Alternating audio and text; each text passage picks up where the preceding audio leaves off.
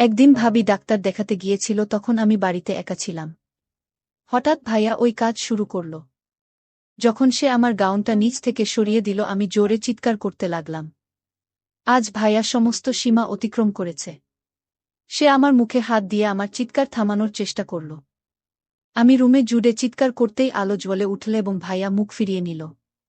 ভাবি এসে দেখল ভাইয়া খারাপ কিছু করছে, কিন্তু ভাবি ভাইয়াকে কিছু না বলে লাইট নিভিয়ে অন্য রুমে চলে গেল। ভাবি চলে যাওয়ার পর ভাইয়া যা করল তা শেষ পর্যন্ত শুনলে আমি গ্যারান্টি দিয়ে বলতে পারি তোমাদের দাঁড়িয়ে যাবে। তাই ভিডিওটা শুরু থেকে শেষ পর্যন্ত দেখার অনুরোধ রইল। তাহলে কথা না বাড়িয়ে এবার আসল ঘটনা আসি। আমার ভাই ও ভাবি অনেক দিন ধরে সন্তান ধারণের চেষ্টা করছিলেন, কিন্তু অনেক চেষ্টা করেও সফল হচ্ছিলেন না। আমি তখন আমার বাবা মায়ের বাড়িতে থাকতাম। হঠাৎ করে আমার ভাই আমাকে তার কাছে নিয়ে আসে এবং একাধিক রাত আমাকে তার স্ত্রীর মতো আচরণ করে কাটায়। আমি গর্ভবতী হয়ে যাই। আমার নাম বিনিতা। সবাই বলে আমি দেখতে খুবই সুন্দর। ছেলেরা আমাকে একবার দেখলে চোখ ফেরাতে চায় না। মনে হতো তারা আমাকে কিছু বলতে চায়, কিন্তু তাদের সাহস হয়নি কখনো। আমার বিয়ে 1 বছরও টিকেনি এবং সেই দুর্বলতার সুযোগ নিয়ে আমার মায়ের বাড়িতে থাকা আমার জন্য খুব কষ্টের হয়ে উঠেছিল। আমার বাবা মা আর ভাইয়ের ঠাট্টা বিদ্রূপ দিন দিন বেড়ে যাচ্ছিল। তারা সবাই মনে করত যে আমি বাড়িতে থাকলে আমার ভাই আর বিয়ে করতে পারবে না। আমার দুর্বলতার কারণে আমি তাদের কথা শুনতাম। কারণ আমি আমার ইচ্ছামতো প্রেম করে বিয়ে করেছিলাম, কিন্তু দুঃখের বিষয় যে 1 বছরও টিকেনি। আমার ফুফাতো ভাই জানো যে তার মামা ও মামি কতটা নিষ্ঠুর স্বভাবের। সে আমাকে বলল, আপু তুমি আমাদের বাড়িতে চলে এসো, এখানে তুমি শান্তিতে থাকতে পারবে। আমার জীবন অনেক চেষ্টার পরেও স্বাভাবিক রাখতে পারিনি। কারণ তার পরিবারের সদস্যরা আমার সম্পর্কে ভুল ধারণা পোষণ করেছিল। আমি 24 বছর বয়সে বিয়ে করেছিলাম এবং 25 বছর বয়সে ডিভোর্স পেয়েছিলাম। সেই দিনগুলোর কথা বারবার মনে করতে চাইতাম না।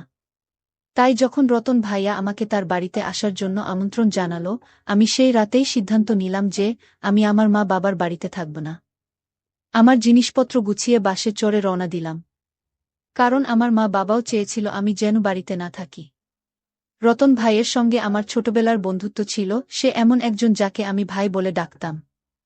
তার কোনো সন্তান ছিল না আর সে আমাকে খুব খুশিমনে স্বাগত জানাল। রতনদার বাড়িতে আমি কোনো অবহেলার সম্মুখীন হইনি। সে আমার প্রয়োজনের দিকে খুব যত্ন নিয়েছিল। সেই খুশির পরিবেশে আমি 7 দিন কাটালাম। রতনদা এবং তার স্ত্রীর মধ্যে একবারও কোনো ঝগড়া দেখিনি। কিন্তু আমার কারণে তাদের মধ্যে যেন কোনো ঝগড়া না হয়। তাই আমি রতনকে বললাম যে এখন আমাকে বিদায় নিতে হবে। হয়তো আমার উপস্থিতির কারণে তোমরা নিজেদের সময় পাচ্ছ না। রতনদা উত্তরে বলল, এখন সময় পেয়ে আর কি লাভ। আমি বুঝলাম কিছু একটা সমস্যা আছে তাদের মাঝে। তাদের বিয়ের 8 বছর পূর্ণ হল। রতনদা আমাকে তার বাড়িতে কয়েকদিন থাকার অনুরোধ করল। সেদিন রাতে যে রুমে আমি ছিলাম, আমার রুমটা রতন ভাইয়ের রুমের পাশেই ছিল। আমি রুম থেকে বের হতেই রতন ভাইয়ের রুম থেকে কিছু আওয়াজ শুনতে পেলাম, মনে হচ্ছিল তার বউয়ের সাথে কথা বলছেন। আর কিছু অদ্ভুত আওয়াজ আসছিল। এত রাতে এসব কথাও আওয়াজ শুনে হঠাৎ আমার স্বামীর কথা মনে পড়ে গেল। রুমে ফিরে এসে কানে তুলো দিয়ে শুয়ে পড়লাম যাতে কোনো আওয়াজ না শুনতে পাই এবং চোখের সামনে কোনো অপ্রিয় দৃশ্য না আসে। পরের দিন বাড়িতে ভাবি ও মামি আলাপ করছিলেন। মামি বললেন, জয়া আমি কবে সুখবর শুনতে পারব। মামির প্রশ্ন শুনে জয়ার মুখ ভেঙে গেল। রতন ভাইয়া বলল, আমাদের ফ্যামিলি প্ল্যানিং আছে, কিন্তু এখনো ভাবিনি। জয়া ভাবি ওখান থেকে চলে যেতেই মামি মুখ গোমরা করে নিজের রুমে চলে গেলেন। আমি বুঝতে পারলাম না কেন জয়া ভাবি এত মন খারাপ করেছে। তাই আমি ওর রুমে গেলাম। তাকে কাঁদতে দেখে বললাম, ভাবি তুমি কাঁদছো মামির কথায়। রতন ভাই তো তাদের বলেছে যে তোমাদের ফ্যামিলি প্ল্যানিং আছে এবং তোমরা সবাই তা মেনে চলছে। এতে খারাপ লাগা বা কান্না করার কিছুই নেই। তুমি এখন শহরে থাকো, তোমার চিন্তা চেতনা অনেক উন্নত। আজকাল সন্তান জন্ম দেওয়া এত সহজ নয় এবং খরচও অনেক বেড়ে গেছে। হয়তো সময় বুঝে ভাইয়া বাচ্চা নিবে। এতে চিন্তার কি আছে। আমি কথা বলতে বলতে হঠাৎ জয়া আমার কাঁধে মাথা রেখে জোরে জোরে কাঁদতে লাগল। তার কান্নার কারণ জানতে চেয়ে আমি তাকে সান্ত্বনা দিয়ে বললাম, জয়া ভাবি তোমার কান্নার কারণ নিশ্চয়ই অন্য কিছু। তুমি আমাকে তোমার বন্ধু ভেবে সব বলতে পারো। জয়া ভাবি তখন বলল, তুমি যখন আমাকে বন্ধু ভেবে প্রশ্ন করেছ, আমি তোমাকে সত্য কথা বলবো, কিন্তু এটা শোনার পর তুমি আমাকে ভাবির মতো নয় বন্ধুর মতো আচরণ করবে। আমি জয়াকে প্রতিশ্রুতি দিলাম যে আমি তাকে বন্ধুর মতোই আচরণ করব। তখন জয়া বলতে শুরু করল, আমাদের কোনো পরিবার পরিকল্পনা নেই। সত্যি বলতে আমি মা হতে পারব না। আমার মধ্যে একটা দোষ আছে। আমি জয়াকে বোঝালাম, এত টেনশন নেওয়ার কি দরকার? মানসিক চাপ কমাও। ঈশ্বর চাইলে সব ঠিক হয়ে যাবে। যদি মা বাবা হওয়ার ইচ্ছা থাকে তাহলে এতিমখানা থেকে একটি শিশুকে দত্তক নিতে পারো। এতে তুমি মাতৃত্বের স্বাদ পাবে এবং সে শিশুটিও ভালো থাকবে। জয়া বলল, আমাদের যদি সন্তান দত্তক নিতে হতো তাহলে আমাদের সন্তান হয়ে যেত অনেক আগেই। কিন্তু রতন আর আমি শুধু আমাদের নিজেদের সন্তান চাই। আমার মধ্যে কি অভাব আছে? সমাজে এটা জানাজানি হলে আমার বদনাম হবে, আর এটাই আমরা চাই না। জয়ার কথা শুনে আমি বললাম, তোমার চেষ্টা ছেড়ে দিও না। একদিন তুমি অবশ্যই মা হবে। সেদিন সন্ধ্যায় ভাইয়াও জয়া ভাবি আমাকে তাদের সাথে একটা অনুষ্ঠানে নিয়ে যাওয়ার কথা বলল। আমি প্রথমে যেতে রাজি ছিলাম না, কারণ আমি ঘরে একা থাকতে চেয়েছিলাম। কিন্তু জয়া ভাবি আমাকে এত জোর করল যে সে সময় আমি রেডি হয়ে ওর সাথে যেতে রাজি হলাম। আমি যখন রেডি হয়ে রুম থেকে বের হলাম, ভাইয়া আমার প্রশংসা করে বলল, অনেকদিন পর তোমাকে সাজুগুজু করা অবস্থায় দেখছি, তোমাকে অনেক সুন্দর লাগছে। তার কথা শুনে আমি একটু লজ্জা পেলাম। অনুষ্ঠানে পৌঁছার পর সবাই জানতে চাইল আমি কখন আসলাম। জয়া ভাবি চুপচাপ মাথা নাড়ল। বাড়িতে ফিরে আমি রুমে গিয়ে জামাকাপড় বদলে রান্নাঘরে পানি খেতে গেলাম। তখন ভাই ও জয়া ভাবি ঝগড়ার আওয়াজ ভেসে আসছিল। ভাবি বাচ্চা না হওয়ার কারণে হতাশায় কাঁদছিলেন। আমি জয়া ভাবিকে বললাম, এই বিষয়টা আমি আগে বুঝিয়েছি। বারবার একই কথা বলা ঠিক না, এবং সেখান থেকে চলে এলাম। রান্নাঘর থেকে পানি নিয়ে সোজা রুমে এসে বই পড়তে বসলাম। কিছুক্ষণ পর জয়া ভাবি আমার রুমে এসে অদ্ভুত দৃষ্টিতে তাকালেন।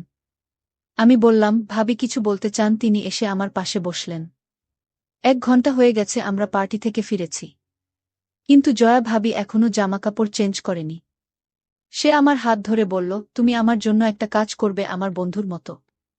সে আমাকে প্রতিশ্রুতি দিতে বলল যে আমি তাকে অস্বীকার করব না।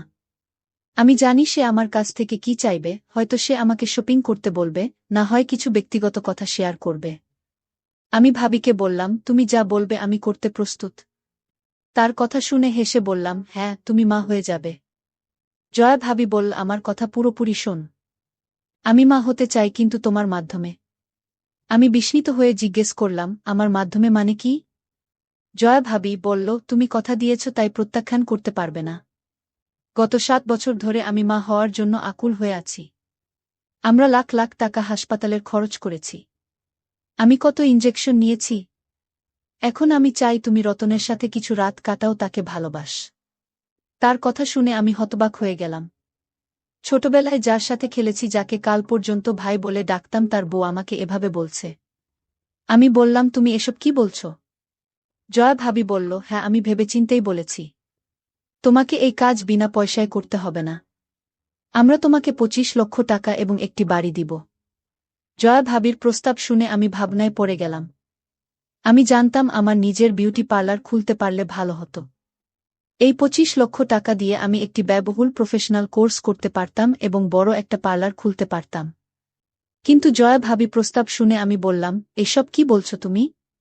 ভাইয়া কি সব জানে? ভাবি বললেন, তোর ভাই রেডি আছে, আর হ্যাঁ, আজকে ভাইয়া না রতন বলে ডাকবি। আমায় দেখে ভাইয়া উঠে দাঁড়াল। তাকে দেখে আমি মাথা নেড়ে সম্মতি জানালাম।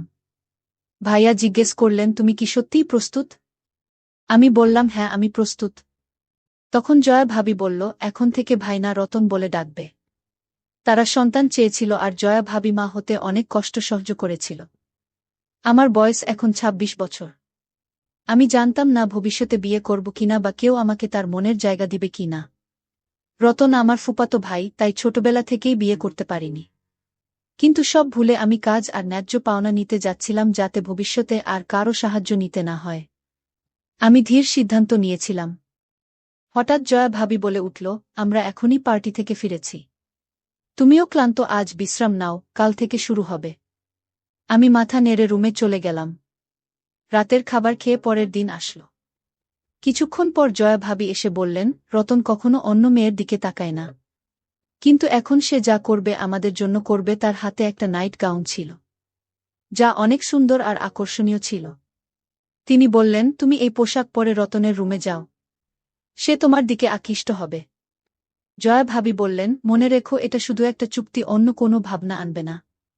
এই চুক্তি মনে রেখে আমি রতন ভাইয়ার রুমে গেলাম, শুধু আমার ভবিষ্যতের কথা ভেবে। মাথা নেড়ে রতন ভাইয়ের ঘরে চলে গেলাম। রতন ভাই রুমের কোথাও দেখা যাচ্ছিল না। জয়া ভাবি তাকে তার রুমে ডাকল, সে তখন বাথরুমে ছিল। জয়া ভাবি বলল, তাকে আমার রুমে এসেছে। রতন বলল, আমি ফ্রেশ হয়ে আসছি। জয়া ভাবি বুঝতে পেরে বেরিয়ে গেল। আমি রুমের আলো নিভিয়ে দিলাম। রতন ভাইয়া বাথরুম থেকে বেরিয়ে এসে আমার পাশে বসল। আমরা কেউই কিছু বলছিলাম না। হঠাৎ রতন ভাইয়া আমার ঘাড়ে হাত রাখল। আমি মনে করলাম এটা আমার ভবিষ্যতের জন্য একটা চুক্তি। আমাকে এটা করতেই হবে। তাছাড়া আমি এক দম্পতিকে বাবা মা হওয়ার সাহায্য করেছিলাম মাত্র। রতনের সাথে কাটানো রাতের পর আমি গর্ভাবস্থার উপসর্গ অনুভব করলাম। এখন আমি নিজেই ঘর অন্ধকার করে দিলাম, রতনও তাই চেয়েছিল। 1 মাস পর আমি মশলাদার খাবার খেতে লাগলাম। রতন আমাকে তার এক বন্ধুর কাছে চেক আপের জন্য নিয়ে গেল। অন্তঃসত্ত্বা হওয়ার খবর শুনে রতন ও জয়া ভাবি মুখে হাসি দেখে আমি খুশি হলাম। রতন আমার প্রতি অনেক বেশি যত্নশীল হয়ে উঠল। রতন দ্রুত উধাও হয়ে যেত, যদিও সে তার স্ত্রীর সন্তান হওয়ার অজুহাত দেখাত। গ্রামের কিছু মহিলা তার বুকে বন্ধা বলে ডাকতে শুরু করেছিল। আমি তাকে সাহায্য করতে চেয়েছিলাম। রতন অনেক আত্মীয় স্বজন এড়িয়ে চলত। অফিসে যাওয়ার সময় তাকে এড়িয়ে যেত এবং ঘরে তালা দেখে ফিরে যেত, যাতে জয়া ভাবির পেট দেখা না যায় এবং কারও প্রশ্নের সম্মুখীন না হতে হয়। জয়া ভাবি বাইরে যেতে হলে অনলাইনে একটি নকল পে অর্ডার করেছিলেন, যা তাকে গর্ভবতী দেখাত। আমি বাবা মাকে জানিয়েছিলাম যে আমি শহরে কাজ করছি এবং কিছুদিন বাড়িতে ফেরা আমার পক্ষে সম্ভব নয়। প্রথম দিন মাস ধীরে ধীরে চলে গেল। তারপর 6 মাসেও পেট দেখা দিতে শুরু করল। রতন এবং জয়া ভাবি আমাকে তাদের বাড়িতে থাকার জায়গা দিয়েছিলেন, সব ধরনের সুবিধা দিচ্ছিলেন। হঠাৎ করে রতন আমার পেটে হাত রাখে। সন্তানকে অনুভব করতে চায়, তাই আমি কিছু বলিনি। গর্ভাবস্থার কারণে কখনো কখনো রাতে ঘুমাতে পারতাম না। হঠাৎ করে রতন আমার খুব কাছে চলে আসত এবং অনুচিত কাজের চেষ্টা করত। আমি জয়া ভাবিকে জানালে তিনি বললেন, কোনো ফালতু কাজ করো না। রতন প্রতিদিন আমার সাথে ঘুমায়, সে আমাদের বাচ্চার জন্য চিন্তিত। সে আমার কথা বিশ্বাস করেনি। রতন আমার কাছে রোজ আসতে শুরু করেছিল, যা শুধুমাত্র আমাদের চুক্তির অংশ ছিল। আমাদের মধ্যে চুক্তি ছিল, কিন্তু রতন আমাকে ভালোবাসতে শুরু করেছিল। একদিন সে আমার রুমে এসে আমার ভারী পেট নিয়ে না বুঝেই আমার শরীরের উপর জোর খাটাচ্ছিল। আমি জিজ্ঞেস করলাম, তুমি কি করছো, কিন্তু সে কিছু না বলে চালিয়ে গেল। সে আমার খুব কাছে আসতে চাইল। আমি ভয়ে কিছু বলতে পারছিলাম না। তিনি সেসব খুলে চলে গেলেন আর আমার মনটা খুব খারাপ হয়ে গেল। আমি ভাবছিলাম, এই অবস্থা থেকে কিভাবে বের হব। আমার পেটের বাচ্চার জন্য এসব খারাপ হবে। পরের দিন সকালে জয়া ভাবি আমার রুমে এলেন। আমার উঠতেও কষ্ট হচ্ছিল। জয়া ভাবি আমাকে বিছানা থেকে উঠতে সাহায্য করলেন। উঠে দেখলাম বিছানা নষ্ট হয়ে গেছে। জয়া ভাবিও ভয় পেয়ে গেল। ডাক্তার ওষুধ দিয়েছেন, পরিস্থিতি কিছুটা নিয়ন্ত্রণে এসেছে। কিন্তু ডাক্তার বললেন, ভবিষ্যতে এমন হলে গর্ভবতী মহিলার জীবন বিপন্ন হতে পারে। আমি জয়া ভাবিকে বললাম, কয়েকদিন আগে আমি তোমাকে বলেছিলাম রতন আমার রুমে এসে শুধু পেটে হাত দেয় না, অন্য অন্যায় করার চেষ্টা করে, কিন্তু তুমি আমার কথা বিশ্বাস করনি। এখন আমি নিশ্চিত যে তুমি আমার কথা বিশ্বাস করবে। সে অনুভব করেছিল যে আমি কখনোই কল্পনা করতে পারিনি যে গর্ভাবস্থায় আমি এমন একটি ন্যক্কারজনক ঘটনার শিকার হব। হঠাৎ রতন ভাইয়া ওইসব কাজ শুরু করল। যখন সে আমার গাউনটা নিচ থেকে সরিয়ে দিল, আমি জোরে চিৎকার করতে লাগলাম। আজ রতন সমস্ত সীমা অতিক্রম করেছে। সে আমার মুখে হাত দিয়ে আমার চিৎকার থামানোর চেষ্টা করল। তারপর আমি রুমে জুড়ে চিৎকার করতেই আলো জ্বলে উঠল এবং সে মুখ ফিরিয়ে নিল। জয়া ভাবি এসে দেখল রতন আমার সাথে খারাপ কিছু করার চেষ্টা করছিল। এখন জয়া ভাবি বিশ্বাস হচ্ছিল যে আমি তাকে যা বলেছিলাম সব সত্য। কারণ আমি গর্ভাবস্থায় সব কাজ মোটেও শোভা পায় না। তারপরে আবার আমরা একটি কন্টাক্ট করেছিলাম। তাই জয়া ভাবি রতনকে বুঝিয়ে নিয়ে যায়। রতন ভাই তার ভুল বুঝতে পারে, কারণ এই অবস্থায় সব কাজ করলে আমার গর্ভে থাকা সন্তানের জন্য অনেক খারাপ কিছু ঘটবে।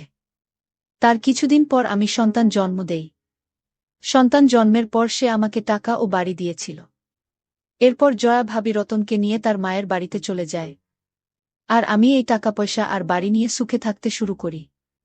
বন্ধুরা, ভিডিও মাঝে তোমাদের একটা কথা বলতে চাই। আমি তোমাদের সর্বদা হাসি খুশি রাখার জন্য খুব কষ্ট করে ভিডিও বানাই। তাই তোমাদের কাছে অনুরোধ থাকবে, অবশ্যই ভিডিওটি দেখে একটি লাইক করবেন এবং আমাদের সামিয়া ব্লগ চ্যানেলটি সাবস্ক্রাইব করে পাশে থাকবেন। এরকম হাজার হাজার গল্প আমাদের সামিয়া ব্লগ চ্যানেলে দেওয়া হবে, তাই ধৈর্য সহকারে গল্পগুলো শুনুন, অনেক মজা পাবেন। একদিন আমার মামা আমাকে তার একটি কাজ করে দিতে বললেন। তখন আমি বাড়িতে একাই ছিলাম। মামা আমাকে তার বেডরুমে নিয়ে গিয়ে শান্ত পরিবেশে বসালেন। একটু পরেই আমি এক ধরনের অদ্ভুত শান্তি অনুভব করতে লাগলাম। মামা ৩ ঘন্টার মতো তার ইচ্ছা পূরণ করলেন। আমার নাম কুসুম, বয়স ১৮ বছর, দেখতে স্লিম ও ফর্সা। আমার অলৌকিক সৌন্দর্যের জন্য মহল্লার সবাই আমাকে চিনত, আর বাইরে বের হলে সবাই আমার দিকে এক দৃষ্টিতে চেয়ে থাকত। মনে হতো তারা আমাকে কিছু বলতে চায়, কিন্তু আমার এই সৌন্দর্যের আড়ালে ছিল দুঃখে ভরা একটি জীবন। অনেকদিন আগে আমি আমার বাবা মাকে হারাই, তারপর আমার মামি আমাকে তাদের বাড়িতে নিয়ে যান। কিন্তু সেই বাড়িতে আমি নিজেকে নিরাপদ মনে করতাম না। আমার মামা সবসময় আমার দিকে অদ্ভুত এক দৃষ্টিতে তাকিয়ে থাকতেন। তার এভাবে তাকানোর পেছনে যেন কোনো রহস্য লুকিয়েছিল। প্রতিদিন নতুন চ্যালেঞ্জ নিয়ে আসত এবং আমি নিজেকে আরও বেশি অস্থির মনে করতাম।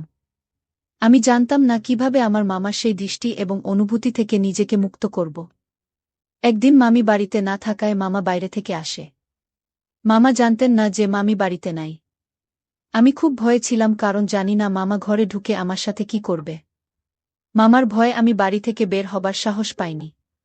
দরজাটা কাঁপতে কাঁপতে খুলে দেবার আগেই বললাম, অন্যদিকে দাঁড়ান। মামা আমাকে জিজ্ঞাসা করলেন, কেন এত সময় লাগলো দরজা খুলতে? আমি কি বলবো বুঝতে পারছিলাম না। দরজা বন্ধ করে মাথা নিচু করে তার পিছু নিলাম। মামা যেন মামির কথা জিজ্ঞেস না করেন। তবুও মামা আমাকে জিজ্ঞেস করলেন, তোমার মামি কোথায়? আমি কিছু না বলে রান্নাঘরের দিকে চলে গেলাম এবং খাবার এনে তার সামনে রাখলাম। তার সামনে বেশিক্ষণ থাকতে চাইনি, তাই খাবার দেওয়ার সাথে সাথে চলে গেলাম।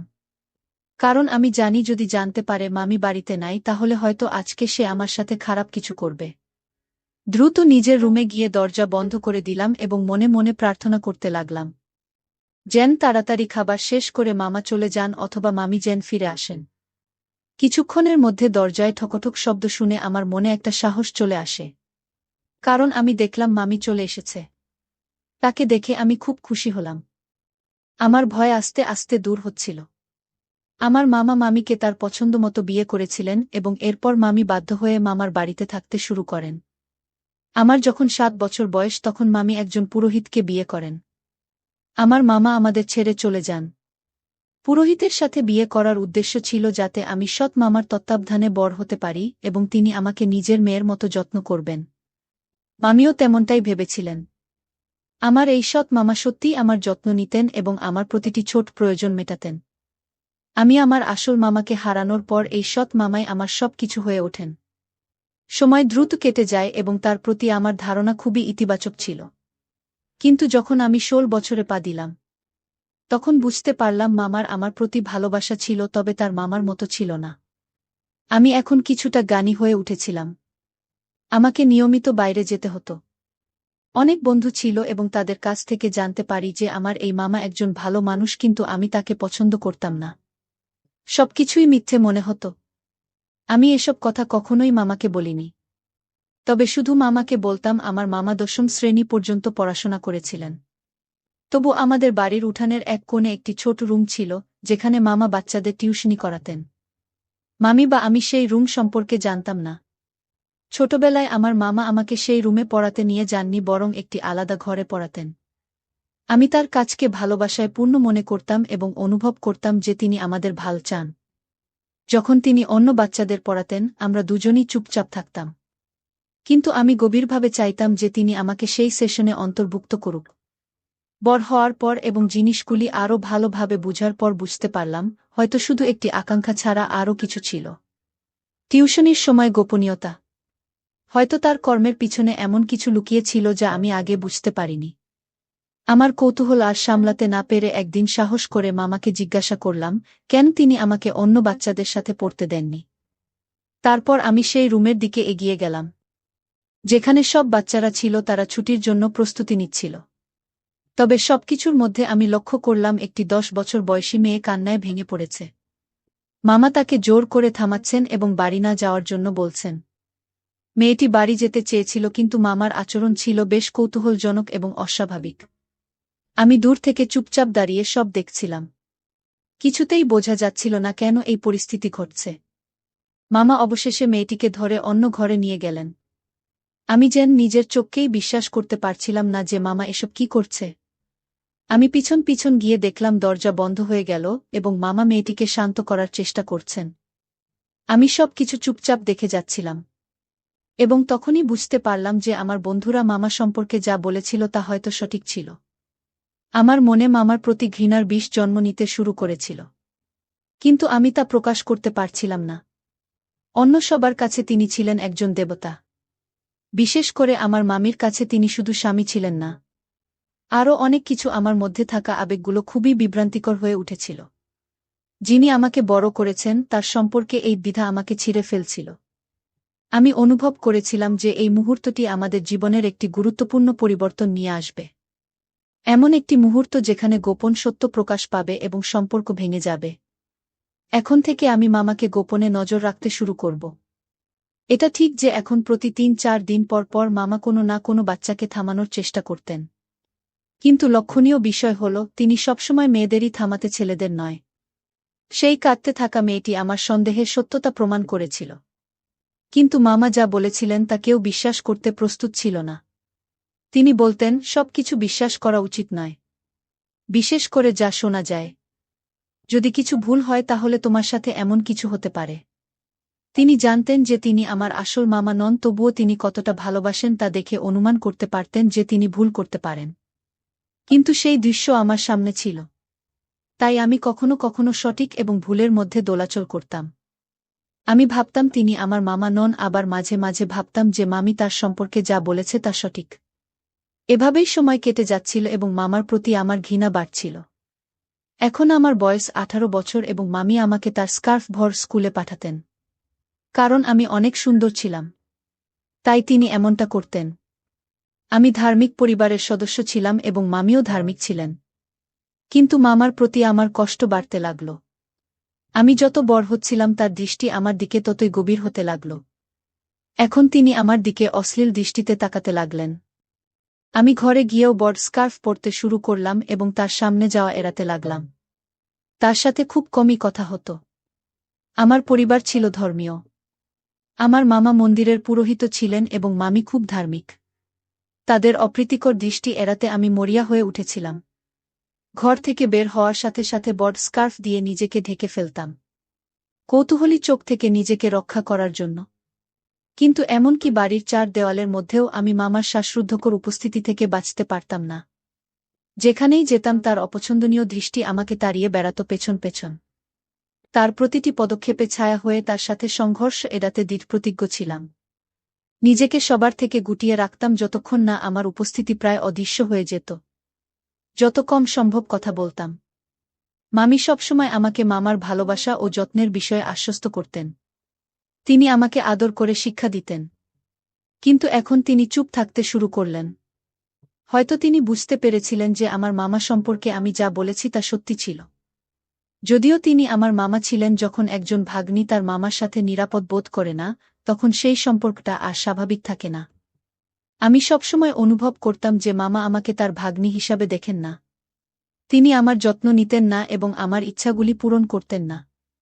এখন মামাকে আমার দেখাশোনা করতে হতো, যার কারণে তিনি কোথাও যেতে হলে আমাকে সাথে নিয়ে যেতেন। তিনি অপেক্ষা করতেন এমন সময়ের জন্য যখন মামা বাড়িতে থাকতেন না অথবা আমাকে সাথে নিয়ে যেতেন। কারণ এলাকার মানুষের ভয়ে আমাকে একা রেখে যেতে পারতেন না।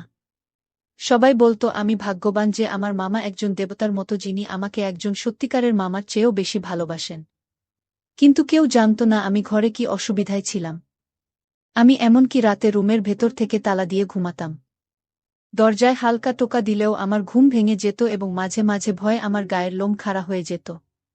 মাঝরাতে পানির প্রয়োজন হলেও ঘর থেকে বের হতাম না। এমন জীবন যাপন করেও যখন মানুষ বলতো আমি ভাগ্যবান, তখন আমি কষ্টের মধ্যে থাকতাম। আমার মন মামার মুখে ঘুষি মারতে চেয়েছিল, কিন্তু আমি কিছু করতে পারিনি। তাই সবসময় চুপ থাকতাম। এখন মনে হচ্ছে মামি ও তার সিদ্ধান্ত নিয়ে অনুশোচনা করছেন। কারণ আমি দেখলাম দিন দিন তিনি আরও চুপচাপ হয়ে যাচ্ছেন এবং প্রায় লুকিয়ে কাঁদতেন। হয়তো তিনি বুঝতে পেরেছিলেন যে তিনি ভুল সিদ্ধান্ত নিয়েছেন। কিন্তু এখন সেই সিদ্ধান্ত মেনে নেওয়া ছাড়া আর কোনো উপায় নেই। একদিন আমি গ্রামে মোড় দিয়ে যাচ্ছিলাম এবং একটি মহিলাকে দেখতে পেলাম। মহিলাটি আমার মামির কাছে এসে নিচু স্বরে বলছিলেন যে তিনি আর তার মেয়েকে মামার বাড়িতে পাঠাতে চান না। তিনি বললেন তার মেয়ের সঙ্গে মামার আচরণে কিছু সমস্যা হয়েছে এবং তিনি তার মেয়ের নিরাপত্তা নিয়ে চিন্তিত। মামি তাকে বোঝানোর চেষ্টা করলেন যে হয়তো এটি ভুল বোঝাবুঝি হতে পারে। কিন্তু মহিলাটি অনড় ছিলেন যে মেয়ের নিরাপত্তা সবচেয়ে গুরুত্বপূর্ণ। এই উদ্বেগ ও অনিশ্চয়তার মাঝে মামি একটি সিদ্ধান্ত নিলেন যে তিনি নিজেই কুসুমের মামার সাথে কথা বলবেন এবং নিশ্চিত করবেন যে এমন কোনো ঘটনা আর না ঘটে। রাতে মামি দিতার সাথে বাড়ির দিকে হাঁটতে লাগলেন। বাড়িতে পৌঁছানোর সাথে সাথে তিনি মামার সাথে কথা বলতে শুরু করলেন। আমি লুকিয়ে সব দেখছিলাম। কিন্তু মামা হঠাৎ রেগে গিয়ে মামির উপর হাত তুললেন। আমি সামনে এসে মামাকে বাঁচানোর চেষ্টা করলাম কিন্তু পাইনি। মহিলারা এরপর আমার মামার সম্পর্কে কথা বলতে লাগলেন। সেদিন রাতে মামা মামির উপর খুব রেগে গেলেন এবং আমি অসহায়ভাবে সব দেখলাম। তিনি রেগে গেলে মামিকে অনেক মারতেন। তার নিষ্ঠুরতার মামি চুপচাপ সহ্য করতেন। কারণ তার আর কিছু করার ছিল না। কিন্তু আজ পর্যন্ত মামা আমাকে কিছু বলেননি এবং আশা করি তিনি আর কখনো আমাকে আক্রমণ করবেন না। যদিও তিনি অন্য মেয়েদের মতো আমাকে কষ্ট দিতে পারতেন, আমি তাকে সবার সামনে মামা হিসেবে উপস্থাপন করতে বাধ্য হয়েছি। অনেকেই জানত না যে তিনি আমার আসল মামা নন। আজ মামি ঘরের ভেতরে বসেছিলেন। কারণ তাকে কিছু কাজের জন্য বাইরে যেতে হয়েছিল। সেই সময়ে মামা বাড়িতে ছিলেন এবং রাতের খাবারের জন্য আসতে হয়েছিল। কিছুক্ষণ পর দরজায় ধাক্কার শব্দ শুনে আমি দরজা খুলতে গেলাম। দরজায় শুধু আমার মামা দাঁড়িয়েছিলেন এবং যা শুনেছিলাম সবকিছু সত্যি বলে মনে হচ্ছিল। এত বছরের ভয় আমার মনে ছিল। এরপর যখন জ্ঞান ফিরে পেলাম মামি আমার পাশে বসেছিলেন। কিন্তু আমি তাকে প্রশ্ন করতে পারিনি। আমার মাথা ব্যথা এতটাই তীব্র ছিল যে মনে হচ্ছিল এটি আমার প্রাণ কেড়ে নেবে। আমি মামির দিকে তাকিয়ে দেখলাম তিনি খুব চিন্তিত। কিন্তু মামা এসব পাত্তা দিতেন না। তিনি তার প্রতিদিনের কাজে ব্যস্ত থাকতেন। তিনি মনে করতেন কিছুই ঘটেনি। লোক দেখানোর জন্য মাঝে মাঝে আমাকে ডাক্তারের কাছে নিয়ে যেতেন। এলাকায় অনেকেই আমার সুস্থতার খোঁজ নিতে আসত এবং মামিকে প্রশ্ন করত। কিন্তু মামি কি উত্তর দিতেন? মামি উদ্বিগ্ন হয়ে অদ্ভুত প্রশ্নের সম্মুখীন হতেন। আর আমি অসহায়ভাবে সব সহ্য করতাম। এখন কেন তাকে এত চিন্তিত দেখাচ্ছে তা আমি বুঝতে পারছিলাম। তবে এরপর থেকে মামি দিনরাত আমার সাথে থাকতেন। এমনকি রাতে আমার সাথে ঘুমাতেন। এতে আমার মনেও শান্তি লাগত। আমি নির্ভয়ে ঘুমাতে পারতাম। এই ঘটনার পর 4 মাস কেটে গেল। কিন্তু মামা আর কোনো খারাপ কাজ করেননি। তাই আমার এবং মামির কষ্ট কিছুটা কমে গিয়েছিল। এভাবে চলতে থাকে। একদিন মামা যথারীতি মন্দিরে গিয়েছিলেন। কিন্তু পরের দিন যখন তিনি মন্দিরে গেলেন তিনি আর ফিরে এলেন না। লোকজন আমাদের বাড়িতে এসে খোঁজ নিতে শুরু করল। কিন্তু আমরা নিজেরাও কিছু জানতাম না। খবরটি দ্রুত পুরো এলাকায় ছড়িয়ে পড়ল। সেখানকার সবাই নিজ নিজ উপায়ে মামাকে খুঁজতে লাগল। কিন্তু কেউ তাকে খুঁজে পেল না। এটি আমাদের জন্য রহস্যময় হয়ে উঠল। কারণ মামা না জানিয়ে কোথাও যেতেন না। তার কোনো পরিবার ছিল না। কোনো ভাইবোন ছিল না। তাহলে তিনি কোথায় গেলেন? তার কোনো শত্রু ছিল না যে তাকে কোনো ক্ষতি করতে পারে। তার নিখোঁজ হওয়া মর্মান্তিক হলেও আমার এবং চাকরির জন্য এটি কিছুটা স্বস্তির ছিল। কারণ আমরা তার উপস্থিতিতে সব সময় অনিরাপদ বোধ করতাম। সবাইকে দেখানোর জন্য আমরাও তার নিখোঁজ হওয়ার জন্য উদ্বিগ্ন ছিলাম। গ্রামের লোকজন মামিকে অনুরোধ করলে থানায় একটি নিখোঁজ রিপোর্ট দায়ের করতে। কিন্তু মামি খুবই ভেঙে পড়েছিলেন। তিনি মানতে পারছিলেন না যে এই বাড়িতে আর মামা ফিরবেন না। এটা তার স্বামীও ছিল। তাই মামি অভিযোগ করার অনুমতি দিয়েছিলেন। এরপর পুরো গ্রাম আমাদের খুব যত্ন নিতে শুরু করে আর এই সমস্ত কিছু ঘটেছিল সেই একই ব্যক্তির কারণে। আমার মামা জানতে পেরে আমি আর আমার মামি এলাকার কিছু দায়িত্বশীল ব্যক্তিদের নিয়ে থানায় পৌঁছলাম।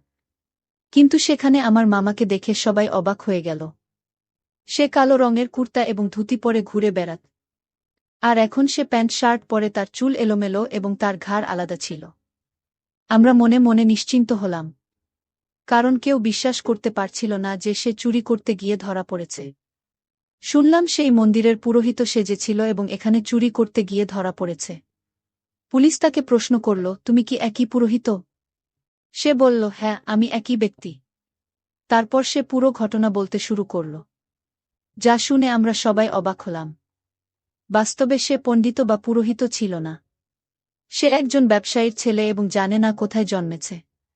সে ছোটবেলায় অর্থ উপার্জন করত, কিন্তু তার খুব কম যত্ন নেওয়া হয়েছিল। প্রায় ৮ বছর বয়সে সে এখানে ওখানে ঘুরে বেড়াত এবং ৬ বছরে ভাবে বেঁচেছিল। প্রথম চুরি করে সে ১৩ বছর বয়সে, তারপর ধীরে ধীরে তার মতো অনেক ছেলেকে নিয়ে একটি দল তৈরি করে। ছোটখাটো চুরি তার দ্বিধা কমিয়ে দেয় এবং ধীরে ধীরে সে বড় বড় বাড়ি এবং ব্যাংক ডাকাতি করতে শুরু করে। একবার চুরির মাঝেই ধরা পড়ে, কিন্তু দলের অন্য সব ছেলেরা কোনোভাবে পালিয়ে যায়। সে জেলে থেকে যায়। জানা যায় সে ধর্ম সম্পর্কে কিছুই জানত না, বরং গল্প বানিয়ে এবং অন্যদেরকে বিভ্রান্ত করে জ্ঞানী হওয়ার ভান করত। এই রহস্য ফাঁস হওয়ার পর পুরো সম্প্রদায় অবাক হয়ে যায়, বিশেষ করে একজন মহিলা। আমার মামি তার বিশ্বাসঘাতক স্বামী মিষ্টি কথায় এবং মিথ্যা প্রতিশ্রুতিতে ফেঁসে গিয়েছিলেন। তার মোহনীয় হাসির আড়ালে লুকিয়েছিল বিদ্বেষ ও ছলনা। মামার প্রতারণা এবং মেয়ে নির্দোষতা জানার পর মামা মেয়ের কষ্ট সহ্য করতে না পেরে তাকে প্রশ্ন করেন সেই ঘটনাগুলি সম্পর্কে যা তার মেয়ের ভাগ্যকে প্রভাবিত করেছিল। যেদিন মামাকে অচেতন অবস্থায় পাওয়া গেল, সে তার স্বার্থপর আকাঙ্ক্ষার জন্য আমাকে শোষণ করেছিল, যতক্ষণ না আমি তার নিষ্ঠুরতার কারণে হতবাক হয়ে যায়। আমার মামি দ্রুত কর্তৃপক্ষের সঙ্গে যোগাযোগ করেন এবং নিশ্চিত করেন যে মামাকে অবিলম্বে গ্রেফতার করা হয়। এরপর মামির ভিন্ন কাজের জন্য ডিভোর্সের মামলা করতে হয়। সময় সব কিছু পরিবর্তন করে দিল। বন্ধুরা, প্রথমেই বলে রাখি, এটা একটা সত্য ঘটনা। আমি শুধু আমার মাকে নিয়ে নোয়াখালী থাকি। আমার মা যখন রাস্তায় বাহির হয় তখন আমার এটা মনে হয় যে লোকেরা এখুনি আমার মায়ের সাথে। আমাদের গ্রামের এক বড় ভাই ছিল, তার নাম অভি। সে আমার খুব ভালো বন্ধু। সে তার মায়ের ছবি তুলত লুকিয়ে লুকিয়ে, আর আমরা দুজন ছবিগুলো দেখে ইচ্ছা পূরণ করতাম। তো সেইখান থেকে আমার ইচ্ছা আরও বাড়তে লাগল। এমনিতে আমার মা আমাকে ভীষণ ভালোবাসে। আমিও আমার মাকে খুব ভালোবাসি। এখন মূল ঘটনায় আসি, কিভাবে আমি আমার মায়ের সাথে। আমার ভালোবাসার মিষ্টি বন্ধুরা, কেমন আছো তোমরা? নিশ্চয়ই তোমরা খুব ভালো আছো। তোমাদেরকে মজা দেওয়ার জন্য আবারও নতুন একটি গল্প নিয়ে এলাম। আজকের গল্পটি খুবই মজাদার হতে চলেছে। আমি শিওর বলতে পারি গল্পটি শেষ পর্যন্ত শুনলে তোমাদের দাঁড়িয়ে যাবে। তাই ভিডিওটা শুরু থেকে শেষ পর্যন্ত দেখার অনুরোধ রইল। তাহলে কথা না বাড়িয়ে এবার আসল ঘটনা আসি। আমার নাম শ্রাবণ। আমি নোয়াখালী জেলার সোনাইমুড়ি গ্রামে থাকি। পরিবারের সদস্য বলতে কেবল আমি আর আমার মা। আমরা এই দুজন ছাড়া পরিবারে আর কেউ নেই। বাবা ২ বছর আগে ডেঙ্গু জ্বরে মারা যায়। গ্রামের দক্ষিণ দিকে আমাদের বাড়ি। আমাদের বাড়ির পরে আর কোনো বাড়ি নেই। ক্ষেতখামার, পাহাড় জঙ্গলে ভরা, যেখানে প্রয়োজন ছাড়া কেউ কখনো আসে না। বাড়ির সাথেই কয়েক কাঠা জমি থাকায় আমাদের মা ছেলের সংসার কোনোমতে চলছে। বাবা মারা যাওয়ার পর পড়াশোনা বাদ দিয়ে মার সাথে মাঝে মধ্যে কৃষি কাজ করি। বেশি সময় আমরা সবজির চাষ করি, তাই যা কাজ করার আমরা নিজেরাই করি। আর সাথে আমি একটা কাপড়ের দোকান চালাই। এভাবে দুজনের সংসার বেশ ভালোই চলছে। আমার বয়স ২৪ বছর আর আমার মায়ের বয়স ৩৯ বছর। আমার মায়ের ১৫ বছর বয়সে বিয়ে হয় আর আমি ১ বছর পরে আমি এই দুনিয়াতে আসি। আমার গায়ের রং খুবই ফর্সা। শুনেছি নানিও নাকি ফর্সা ছিল, তাই আমার শরীরের অঙ্গের মতোই অপরূপ সুন্দরী তিনি। এমন চেহারা সুন্দরী নারী আর নেই আমাদের গ্রামে। কেউ বলবে না আমার মায়ের ২৪ বছরের সন্তান আছে। ১৮-১৯ বছর বয়সী বিবাহিত নারীর মতো দেখতে। মার সাথে আমার মনের প্রচণ্ড মিল রয়েছে। আমায় অনেক ভালোবাসে আমার মা। কোনোদিন একটি বকাও দেয়নি জীবনে। যাই হোক, এবার আসল ঘটনায় আসি। মাকে নিয়ে কখনো আমার মনের মধ্যে খারাপ চিন্তা ছিল না। সাধারণ মা ছেলের মতোই। তবে বয়সের সাথে সাথে নিজের বয়সের চেয়ে বড় মেয়ে ও মহিলা দেখে মনের সুপ্ত বাসনা তৈরি হতে থাকে। স্কুলে পড়ার সময় কখনো ক্লাসের মেয়েদের দেখতাম না। ম্যাডাম বা আন্টিদের প্রতি নজর যেত সবসময়, আর এখন এটা আরও বেশি বেড়ে গেছে। ২৪ বছরে অনেকেই বিয়ে করে, কিন্তু আমার এখনও বিয়ে করা হয়নি। তার উপর কাপড়ের দোকান করি। দোকানে মেয়ে ও মহিলাদের পোশাকই বেশি। অনেক কষ্টে তাদের সামনে নিজেকে সামলাই। আর তাছাড়া গ্রামের একমাত্র কাপড়ের দোকান আমার। তাই সবাই এখানে আসে কেনাকাটা করতে। আমাদের গ্রামের এমন কোনো মহিলা বা মেয়ে নেই যাদের ওই কাপড়ের মাপ আমি জানি না। ভাগ্য ভাল হলে প্রায় মাপ নিতে গিয়ে কৌশলে হাত বুলিয়ে মনের আশ মিটাই। এভাবেই আরও বেশি খালা কাকিদের প্রতি আগ্রহটা বাড়ছে। হঠাৎ করে যে একদিন আমার জীবনের মোড় ঘুরবে তা কখনো কল্পনাও করিনি। এক রাতে আমার স্বপ্ন দোষ হল। মা ছেলে দুজন মানুষ, তাই এক ঘর দিয়ে চলছি আমরা।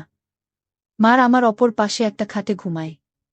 আমাদের মাঝে চাদরে বেড়া দেওয়া, উঠে বসে দেখি বিছানা একদম তলিয়ে গেছে ভিজে। লুঙ্গি শুকনো অংশ দিয়ে বিছানায় ভেজাটুকু কোনো রকমে মুছে টয়লেটে গেলাম।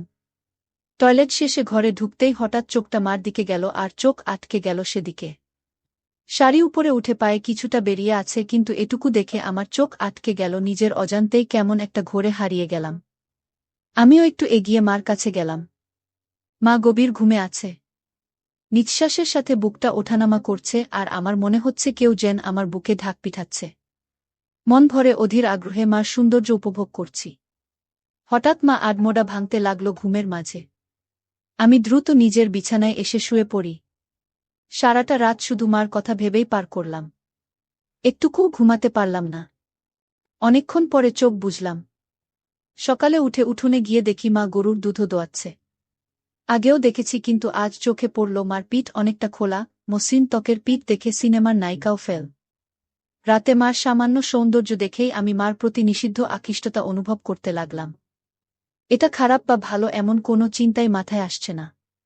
মার পেছনে দাঁড়িয়ে দেখে যাচ্ছি, হঠাৎ মা পিছন ফিরলে চমকে গেলাম দুজনেই। হায় হায়, মা কি বুঝে ফেলল নাকি? কিন্তু মা বলল, শ্রাবণ বাবা ঘুম ভাঙছে তোমার? তোমাদের বলে রাখা ভালো, মা আমাকে সব সময় বাবা বলে ডাকে আর তুমি করেই বলে। যাই হোক, আমার কথা মনে হলো না যে সে বুঝেছে আমি কি করছিলাম। মা বলল, যাও মুখ ধুয়ে আসো, খাবার দিচ্ছি। মা, আজকে দুধ খাবো। এই দুধ খাওয়া। আমি মনে মনে অন্য কিছু বলতে লাগলাম। আমার ডাকে সম্বিত ফিরল। মা বলল, এই দুধ খাবি? এখন দোহাইতাছি, গরম না করলে খাবি কিভাবে? আমি বললাম, আমি এভাবেই খাবো, তুমি খাইয়ে দাও। আচ্ছা আসো। এই নাও পাগল ছেলে। মা গ্লাসে করে দুধ ঢেলে এগিয়ে দিল। মা মুচকে গেছে আমার চুলায় দিয়ে বলল, এখন যাও হাত মুখ ধুয়ে আসো, খাইতে দিব।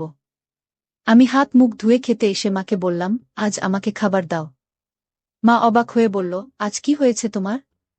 আমি বললাম, কেন মা? মা বলল, খাওয়াই দিতে পারবা না? কি বলছো? তাহলে এমন জিজ্ঞেস করো কেন? আচ্ছা বাবা, রাগ করো না, আসো আমি খাইয়ে দেই। এমন সময় আমি বললাম, আচ্ছা মা, তুমি আমাকে ভালোবাসো? আমার এমন প্রশ্ন শুনে মা এক প্রকার ভয় পেয়ে বলল, কি হয়েছে তোমার? আজকে এমন কেন করছো? শরীর খারাপ নাকি? বলে আমায় কপালে গালে ছুঁয়ে দেখতে লাগলো জ্বর আছে কিনা। আমি বললাম, আরে মা, আমি ঠিক আছি, আমার কিছুই হয়নি। জিজ্ঞেস করতে মন চাইল। মা বলল, তুমি ছাড়া আমার জীবনে আর কেউ আছে নাকি? তোমাকে নিয়ে আমার সব, আমার প্রাণ তুমি। নিজের জীবন থেকেও তোমায় বেশি ভালোবাসি, কিন্তু হঠাৎ এসব কেন জানতে চাইছ? মা, তুমি বাবা মারা যাওয়ার পর থেকে আর আগের মতো নেই, সাজুগুজু করো না, নতুন কিছুও পড়ো না, আমার কিন্তু এসব ভালো লাগে না। মা নিরাশ হয়ে বলল, বাবারে, স্বামী মারা গেলে কোনো নারীর অস্তিত্ব থাকে না। তুমি আমার জীবনে আছো বলেই আমি বেঁচে আছি। না হলে আমি আগে মারা যেতাম। আমি বাবাকে অনেক বেশি ভালোবাসতে, তাই না? মা বলল, সব স্ত্রী তার স্বামীকে ভালোবাসে। আমিও ভালোবাসতাম। কিন্তু মা আমাকে ভালোবাসে না, তার প্রমাণ দিয়ে দিলেন। আমার পছন্দ তুমি সেজেগুজে থাকো, কিন্তু তুমি তা করো না। আমায় ভালোবাসলে এমন করতে না। তুমি খুশি থাকো, তা চাই আমি। তুমি একটা বিয়ে করে আবার সুখের সংসার করো, তাহলে জীবনটা ভালো কাটবে। কেন এসব বললাম আমি নিজেও জানি না, মনে হলো আর বলে দিলাম। আমার কথা শেষ হতে না হতেই ঠাস করে একটা চড় পড়ল আমার গালে। আমি ব্যথার চেয়ে অবাক হয়েছি। আমার জ্ঞান হওয়ার পর কখনো আমাকে কেউ মারেনি। মার তো দূরে থাক, কখনো চোখ রাঙিয়ে কথা বলে না। কিন্তু আজ এতই রাগ হলো যে মার খেলাম। আমার চোখ লাল হয়ে আছে, কাঁদতে কাঁদতে বলল, নিজের বাবা মরে গেছে বলে মাকে অন্যের বিছানায় দিতে চাও? বোঝা হয়ে গেছি আমি, তাই না? আমাকে খাওয়াতে পড়াতে কষ্ট হচ্ছে। আমি চলে যাব, চিন্তা করো না, বলেই উঠে চলে গেল। মা নিজে বিছানায় শুয়ে কাঁদতে লাগল। আমি উঠে তার কাছে গিয়ে 1000 বার বোঝানোর চেষ্টা করলাম, কিন্তু আমার কোনো কথাই শুনল না। মা বলল, এখন আমার চোখের সামনে থেকে যাও। আমি মার কথায় ভয় পেয়ে যাই। বের হয়ে যায় দোকানের উদ্দেশ্যে, রাতে কথা বলল না। যে যার মতো শুয়ে পড়ি। হঠাৎ ঘুমের মধ্যে গালে নরম ছোঁয়া পেয়ে উঠে পড়ি। দেখি মা সামনে বিছানায় বসা। উঠে আমি সামনে বসতেই মা চোখ জ্বলে করে আমার গালে হাত বুলিয়ে বলল, ব্যথা করছে তাই না? আমাকে মাফ করে দাও মা, আর কখনো এমন বলব না এসব। তুমি আমার কাছে মোটেও বোঝা না। আমি ভেবেছি হয়তো তোমার ভালো হবে, কিন্তু তুমি কষ্ট পাবে জানতাম না। আমায় মাফ করে দাও। মা সাথে সাথে আমায় বুকে টেনে নিল, বলল, বাবা রে, আমি তোমায় ভীষণ ভালোবাসি। তোমার ছেলে কারো সংসার এগিয়ে নিজের সুখ চাই না। তোমার বাবার পরে তুমি আমার একমাত্র সম্বল, আর কখনো এমন বলো না বাবা। আমি আর কখনো বলব না মা। আমার উপর আর রাগ করে থেকো না। এবার মনের কষ্ট ভয় দূর হলে আমি মার সৌন্দর্যের উপর আবার আকৃষ্ট হলাম। পরদিন বিকেলে বাড়ি ফিরে আমি চমকে উঠলাম। আমার পরনে একটা সবুজ শাড়ি আর হলুদ ব্লাউজ পরার চমৎকার মানিয়েছে। আমায় দেখে মুচকি হেসে বলল, এখন ঠিক আছে তো? তুমি সত্যিই আমার জন্য নতুন শাড়ি পরেছ? তুমি ছাড়া কি অন্য কেউ আছে আমার? আমি খুশিতে মাকে জড়িয়ে ধরি। মাও সাড়া দিল, তুমি আমার জান, তোমার খুশি আমার খুশি। তুমি নতুন নতুন সাজবে, তা আমার খুবই ভাল লাগে। মা বলল, বুঝেছি, তোমাকে এখন সুন্দরী একটা মেয়ে দেখে বিয়ে দিতে হবে। আমি বললাম, মা আর কখনো বিয়ের কথা আনবে না। মা বলল, সে কি, বিয়ে কেন করবে না? আমি শুধু তোমায় নিয়ে থাকব। মা বলল, আরে পাগল ছেলে, আমি তো থাকবই। বিয়ে করতে তাতে সমস্যা কোথায়? আমি বললাম, আমার আর তোমার মাঝে অন্য কেউ আসতে পারবে না। আমি চাই না আমাদের মাঝে কেউ আসুক আর কখনো বিয়ের কথা বলবে না। তুমি ছাড়া আর কাউকে নিয়ে আমি সংসার করতে চাই না। আমার কথা মা ছেলের মমতা মনোভাব বুঝেছে। কিন্তু তা ছাপিয়েও যে আমি তার মন প্রাণ সব পাওয়াটা ভাবছি, তা তো সে জানে না। আচ্ছা বাবা, আর বলবো না। মা কিছুক্ষণ আমায় চেয়ে দেখল ও বলল, আচ্ছা যাই হোক, বললে না তো আমায় কেমন লাগছে? আমি বললাম, একদম পরীর মতো লাগছে তোমায়। মা লজ্জা পেয়ে বলল, দুষ্টু, খালি মজা করো, সত্যি বলছি আমি, বিশ্বাস করো। আচ্ছা আচ্ছা হয়েছে। এখন যা, গোসল করে আয়। আমি পুকুরে গেলাম গোসল করতে। বাড়িতেই পুকুর, আমাদের ঘরের পাশে। আমি গোসল করে গা মুছে সেই হালকা ভেজা গামছা পরে এসে মার সামনে দাঁড়িয়ে বললাম, ভিতর থেকে লুঙ্গি এনে দাও মা। হঠাৎ মার চোখ খেয়াল করলাম আমার গামছার দিকে। নিচে তাকিয়ে দেখি আমার ওটা স্পষ্ট আকারে বোঝা যাচ্ছে, তার মানে কি মা তাই দেখছিল, আমি মেলাতে পারলাম না। সেদিন রাতে হঠাৎ ঘুম ভাঙল একটা অদ্ভুত শব্দে। উঠে ভাবলাম, মার কাছে গিয়ে দেখি বিছানায় নেই মা, দরজা খোলা। হয়তো বাহিরে কোনো সমস্যা হয়েছে কি না ভেবেই তড়িঘড়ি করে বাহিরে গেলাম। মাকে ডাক দিলাম, কিন্তু সাড়া নেই। হঠাৎ একটা শব্দ এলো গোসলখানা থেকে। পুকুরে গোসল করে মা, তবে মাঝে মাঝে গোসলখানায় করে, তাই সেখানে এগিয়ে গেলাম দেখতে, শব্দ খুঁজতে। এগিয়ে যেতেই শব্দ বাড়ছে। হঠাৎ শব্দটা কেমন অদ্ভুত হল, বুঝতে পারছি না এমন শব্দ কিসের জন্য করছে মা। এগিয়ে গোসলখানা কাছাকাছি যেতেই পর্দার ফাঁকে যা দেখতে পেলাম, তা মার প্রতি আমার ধারণাই পাল্টে গেল। গোসলখানার দরজা নেই, পর্দা লাগানো বলে সব দেখছি, কিন্তু মা জানেই না। মা টিউবওয়েলের চোখা অংশের উপর বসে আজব কাজ করছে। শাড়ি পরা বলে তা দেখা যাচ্ছে না, কিন্তু বোঝা যাচ্ছে। কাজ সেরে মা টিউবওয়েল থেকে নেমে গেলে আমি চুপি পায়ে ঘরে শুয়ে পড়ি। চোখ বুজে হালকা খুলে দরজায় নজর রাখে ঘুমের ভান করে, আর লুঙ্গি তুলে রাখি যেন দেখা না গেলেও আমার কৌতূহল বাড়ে। আমার ঘরে ঢুকল। দরজা আটকে আমার বিছানার কাছে এসে দাঁড়াল। সে দাঁড়িয়ে থাকায় তার চোখে বাড়ি থেকে জানলার ফাঁক দিয়ে আসা চাঁদের আলো স্পষ্ট দৃষ্টি আমাকে গিলে খাচ্ছে। ঘুমের মাঝেখানে আমি আডমোডা ভাঙার ভান করলাম। তাতে মা তড়িঘড়ি করে চলে গেল নিজের বিছানা। আমার মন খুশিতে নেচে উঠল মার আমার প্রতি এতই আকর্ষণ দেখে। কখন যে মার কথা ভাবতে ভাবতে ঘুমিয়ে গেলাম বলতেও পারি না। সকালে ঘুম ভাঙতে উঠে দেখি মা এখনো ঘুমিয়ে আছে। কিন্তু অবাক করা বিষয় দেখে মাঝখানে চাদরটা সরিয়ে রাখা। মাকে দেখে আমার চোখ আটকে গেল। আমি মাকে ডাকলাম, মা উঠো, সকাল হয়ে গেছে তো। আজকে এত সকাল হয়ে গেল, এখনো উঠুনি যে? মা ঘুম থেকে চোখ মেলে উঠে বসল, কিন্তু সামান্য বিচলিত নয় আমায় দেখে যে তার কাপড় ঠিক নেই। স্বাভাবিক গতিতেই কাপড় ঠিক করে বিছানা থেকে নামল। মা, এত দেরিতে উঠলে, ক্লান্ত নাকি? পরিশ্রম করা হয়েছে খুব, তাই ক্লান্ত। এখন ভাল লাগছে। আমি মনে মনে বললাম, কি পরিশ্রম তা তো জানি। এই চাদর সরালো কে? আমি সরিয়েছি। ঘরে আমরা ছাড়া কেউ নেই, তো চাদর রেখে কি হবে? আর যে গরম পড়েছে, এভাবে চাদর থাকলে আলো বাতাস চলাফেরা করে না। মার যুক্তি শুনে মুচকি হাসলাম মনে মনে। মা বলল, বাবা তোমার খিদে লেগেছে তাই না? তুমি হাত মুখ ধুয়ে আসো। আমি বললাম, না আগে গোসল করব তারপর খাবো বলেই আমি পুকুরে গেলাম। বন্ধুরা, ভিডিও মাঝখানে একটা কথা বলতে চাই, আমি তোমাদের আনন্দ দেওয়ার জন্য খুব কষ্ট করে ভিডিও বানাই। তাই তোমাদের কাছে অনুরোধ থাকবে অবশ্যই এই ভিডিওটি দেখে একটি লাইক করবে এবং সামিয়া ব্লগ চ্যানেলটি সাবস্ক্রাইব করে পাশে থাকবেন। আজ গামছাও নিলাম না। গোসল করে ভেজা কাক হয়ে এলাম মার কাছে। আগের দিন তো হালকা ভেজা গামছা ছিল তাই অতটা ভালো বোঝা যায়নি, কিন্তু আজ একদম ভিজে গায়ে সেটে আছে লুঙ্গি। মার দৃষ্টি আমার উপরে আর চোখে গিলে খাচ্ছে। জিভে যেন জল এসে গেছে এমন করে তাকিয়ে আছে আমার দিকে। আমার বেশ ভালো লাগছে তা দেখে। আমার ভিতর থেকে গামছা লুঙ্গি এনে দিল। যতক্ষণ আমার মোছা শেষে লুঙ্গি না পরলাম সে লুকিয়ে দেখতে চলল। হঠাৎ মা বলল, তুমি একটু বসো, আমিও গোসল করে আসি। আজকে গরম লাগছে, এসে খাইয়ে দিব তোমায়। আমি ভাবলাম ভালোবাসা দেখাতে খাইয়ে দিবে, কিন্তু আরও কিছু অপেক্ষা করছে তা বুঝিনি। মা যে গোসল করতে না শুধু শরীর ভেজাতে পুকুরে গিয়েছিল তা বুঝতে বাকি রইল না।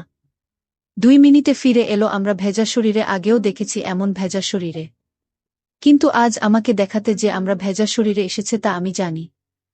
হঠাৎই মা এগিয়ে এসে বলল, বাবু আমার হুকটা খুলে দাও তো, ব্লাউজটা আর চলবে না মনে হয়। আমিও সুযোগ পেয়ে বলে বসলাম, ছেলের কাপড়ের দোকান আর তুমি কিনা পুরনো জিনিস নিয়ে পড়ে আছো। নতুন নিয়ে নাও তাহলে তো হয়। দোকানে গিয়ে নিয়ে এসো পছন্দ করে যেটা ভালো লাগে। ছেলের দোকান তাহলে গিয়ে আনতে হবে কেন? ছেলে আনতে পারে না? কষ্ট করে বাজারে দুর্গম করবে নাকি? আমি বললাম, আচ্ছা মা, সব পাঠিয়ে দেব, তুমি পছন্দ করে নিও। ইচ্ছে করেই বললাম যেন আরও গভীরে যাওয়া যায়। মা বলল, পাঠাবে মানে? আমি ফেরিওয়ালা কাকির কাছে পাঠিয়ে দেব। মা বলল, বাহিরের মানুষের সামনে পছন্দ করতে পারবো না। আমি তো জানি না ওসব সাইজ টাইজ। তাছাড়া আমার সামনে এসো, সমস্যা হবে না। মাকে বলল, সমস্যা হবে? দোকানদার হয়েছে, খদ্দেরকে কাপড় দেখাবে। কি সব বলছো বলো তো? দোকানেও কি এমন করো? আচ্ছা মা, ভুল হয়েছে। আমি নিয়ে আসব সবগুলো, তোমার পছন্দমতো মাপ বুঝে নিও। সব কেন আনবে? আমার মাপের গুলোই শুধু আনবে। রং আমি বেছে নেব, মাপ 34, মনে থাকবে তো? আমি মার দিকে হাঁ করে তাকিয়ে আছি। মা এতটাই আমার উপর ফিদা যে উঠে পড়ে লাজ লজ্জা সংকোচ ভুলে আমায় সব জানিয়ে দিচ্ছে। আমি প্রচণ্ড খুশি ও অবাক হলাম। সারাদিন মার কথা ভেবেই দিন পার করলাম। দোকান বন্ধ করার সময় বেছে বেছে বড় গলাওয়ালা কয়েকটা নিলাম। দোকান থেকে বের হয়ে সোজা বাসায় পৌঁছে যাই। গিয়ে দেখি মা ক্ষেতের কাজ করছে। আমিও গেলাম সেখানে, কিন্তু গা মেখে গেছে ধুলো বালি ও কাদা দিয়ে। আজ কেমন অদ্ভুত লাগছে, এমন করে কাদা মাখামাখি হয় না কখনো। বাড়ির ভিতরে ঢুকতে ঢুকতে বললাম, তুমি তো কাদা দিয়ে মেখে গেছা।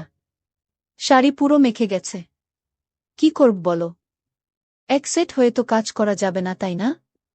আমি অবাক হয়ে গেলাম আমার কথা শুনে। আমার দিকে হুট করে তাকাতেই মা হেসে দিল। সাথে আমিও হেসে দিই। ধীরে ধীরে কেমন একটা ঘুলে মিলে যাচ্ছে দুজনে। সবজির ডালা রাখার পরে মা বলল, আমার জিনিস আনছো? আমি বললাম, আনছি মা, পরে দেখো, মাপে না হলে পাল্টা আনব। মা বলল, মাপে হবে। বিশ্বাস আছে তোমার উপর বলেই মুচকি হেসে চলে গেল ঘরে। আমি বাইরে দাঁড়ানো। একটু পরেই মার ডাক দিল ভিতরে। যেতে যেতে ভাবলাম মজার কিছু হবে, কিন্তু মা হতাশ করল। মা হাতে একটা হলুদ শাড়ি আর গামছা। মা বলল, তুমি একটু বসো, আমি গোসল করে আসি। বলেই আমরা পুকুরে চলে গেল। কিছু না ভেবেই চলে গেলাম। একটু পরেই পুকুরের কাছে ঝোপঝাড়ে গিয়ে দাঁড়িয়ে উকি মারতেই চোখ কপালে উঠে গেল। আহে, কি সুন্দর লাগছে বলে বোঝানো যাবে না। হঠাৎ একটা পিঁপড়া কামড় দিলে আচমকায় মুখ থেকে উহ শব্দ বের হয়ে গেল আর ঝোপঝাড় একটু নড়ে গেল। মা একটু চমকে গিয়ে এদিকে তাকালো, দেখতে লাগলো এদিকে। পরক্ষণেই আমায় অবাক করে দিয়ে মার মুখে একটা মুচকি হাসি দেখতে পেলাম। মাথায় ঢুকল না। মা কি আমায় দেখে ফেলেছে? হঠাৎ নিচে পায়ের দিকে তাকিয়ে দেখি আমার শরীর পুরোটাই মার দিক থেকে দেখা যাচ্ছে। আমি প্রচণ্ড লজ্জা পেলাম ধরা পড়ে, কিন্তু মা তো আমায় ধরা পড়তে দেননি দেখে খুব ভাল লাগল।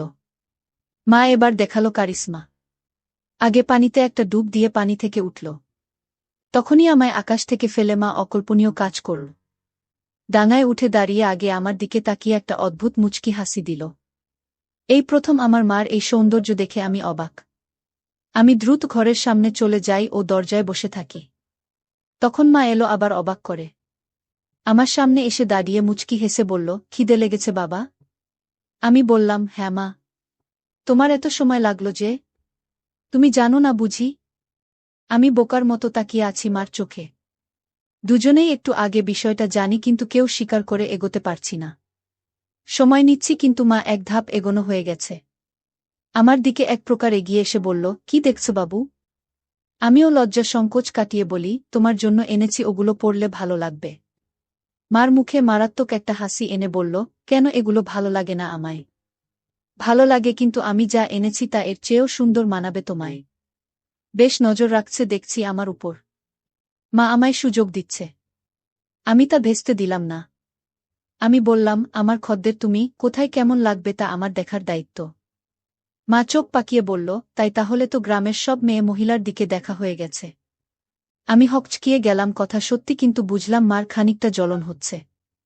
তাই আরেকটু জ্বালাতে বললাম, সবারই কি আর দেখব? যার জন্য সাধারণভাবে যা দেখা লাগে তাই দেখি, টাকা দেয় ভাল জিনিস দিতে, বুঝে শুনে ভালোটাই দিই। আমি ওকে সবার কাতারে পড়ি। আমাকেও কি টাকা দিতে হবে? আমি মুচকি হেসে বললাম, যদি খদ্দের হয়ে থাকো তাহলে দেবে টাকা। মার অধিকারে টাকা নেওয়া পাপ। তুমি কি হিসেবে চাও? ঢিল মেরেছে। এবার ঘুঘু ধরা নিজেই পড়তে চায়। তাই ঢিল নিজেই গায়ে লাগাচ্ছে। আমরা তা দেখা যাবে। তুমি বসো বলেই আমরা ভেজা শরীর নিয়ে ঘরে চলে একটা। কিন্তু দরজা খোলাই আছে, কখনো এমন করেনি। কিন্তু আজ করেছে। 2 মিনিট পরেই আমার হঠাৎ তাকে ভয় পেলাম। ভাবিনি এত তাড়াতাড়ি থাকবে। কারণ এত তাড়াতাড়ি কাপড় পরা হয় না। তাহলে ডাকলো কেন? ভিতরে আসব? হ্যাঁ এসো। আমি মন ফুরফুরে করে এগিয়ে ঘরে ঢুকেই চোখ জল হয়ে একটা। আমার মনে ঝড় উঠে একটা, আমার প্রতি এত সদয় দেখে আমায় নিজে থেকে দেখাচ্ছে বলে গর্বে বুকটা ভরে গেল। আমি মার সামনে গিয়ে দাঁড়িয়ে আছি। এমন সময় আমার গলায় সে বলল, কি হলো দোকানদার? ঠিকই তো এনেছে দেখছি। এতই ভালো মাপ কি করে আনলে? আমিও আমার সামনে খদ্দেরদের সাথে যেভাবে কথা বলি সে রকম বললাম, এত বছর ধরে ব্যবসা করি, জানব না? অন্যদের তো মাপ নিতে হয়। আমার লাগলো না যে। আমি তোমার কি অন্যের সাথে যাই? তুমি আমার সামনে সব সময় থাকো। আগাগোড়া সবই তো দেখা আছে। কথাটা আচমকা বলেই ফেললাম, যদিও এখনই বলতে চাইনি। কিন্তু আমার মুখে তা শুনে দুষ্টু হাসি। যাক, ভালো এনেছা। তোমার গায়ে ফিট হয়েছে তো? কোনো সমস্যা হলে বলো। অন্য মাপের আনবে তাহলে? একদম ঠিক আছে, কিন্তু একটা জিনিস বলা দরকার। কি বলো বলো? আমার উত্তেজনা দেখে আমরা হেসে দিল মুখে হাত দিয়ে। আমিও সামনে লজ্জা পেয়ে বললাম, কি জিনিস মা? আর কোনো সমস্যা না। একদম মাতামাতি হয়েছে, কিন্তু আমার আরেকটা টাইপ করার ইচ্ছা। না তো তুমি জানোই। তবুও একবার মাপ নিয়ে নাও। আমি আমার মায়ের প্রতি এতই আহ্বান দেখে মুগ্ধ। মা তার গায়ে ছোঁয়ার সুযোগ করে দিচ্ছে। আমি এতই মুগ্ধ যে তাকিয়ে আছি। তুমি মনে হয় মাপ নেবে না? সরকার করেনি? আরে না মা, এই তো নিচ্ছি। এক প্রকার দৌড়ঝাঁপ করে ফিতা এনে আমার সামনে দাঁড়ালাম। অন্যদেরও তো স্বাভাবিকভাবেই মাপ নেই। কিন্তু আমার সামনে সে বুক ধরফর করছে। কোনো পাশ থেকে শুরু করব তাই বুঝতে পারছি না। এতই পাগল হয়েছি যে কিসের জন্য মাপ নিব তাই জিজ্ঞাসা করিনি মাকে। মা মুচকি হাসছে আমার কাণ্ড দেখে। কি হল, হাসছ কেন মা? কিসের মাপ নিবে তুমি? জিজ্ঞেস করছ? ও তাই তো। কিসের? জামার। পাগল ছেলে, তুমি যে দোকান করো কি ভাবে জানি না। না, এই ধরো বলেই আমার হাত দুদিকে ছড়িয়ে দিল। আমি একটু ঝুঁকে পিছন দিয়ে ফিতা এনে বুকের উপর রাখলাম। এখনো তাই করিনি। আমরা তাও বলল, আর তাই আমায় বুকে একটা কাঁপুনি হল আর মুখে পাগলাটে একটা চাননি। আমার চাইনি দেখে মা একটু বিরক্ত হয়ে বলল, কাস্টমারদের সাথে এমন আচরণ করো তুমি? একটা মাপ নিতে এত সময় লাগে কেন? যত যাই হোক তুমি তো মা। তাতে কি হয়েছে? কাজের জায়গায় বাহিরে হলে কি এতই স্বাভাবিকভাবে তোমায় বলতে পারতাম? তুমি নিজের পেটের সন্তান। তাও যদি এত রংচং করো। লাগবে না, যাও। বলেই আমার সরে যেতে নিলে আমি হাত ধরে বলি, আচ্ছা এসো মাপ নিচ্ছি। কত রাগ করে গো? নয়তো কি করব? বাহিরের মানুষের কাছে গিয়ে মাপ দিব? আচ্ছা হয়েছে। এসো হাত সরাও। মা বলল, পারব না। পারলে তুমি সরিয়ে নাও। আমার এই অভিমান অনেকটা ভাল লাগল।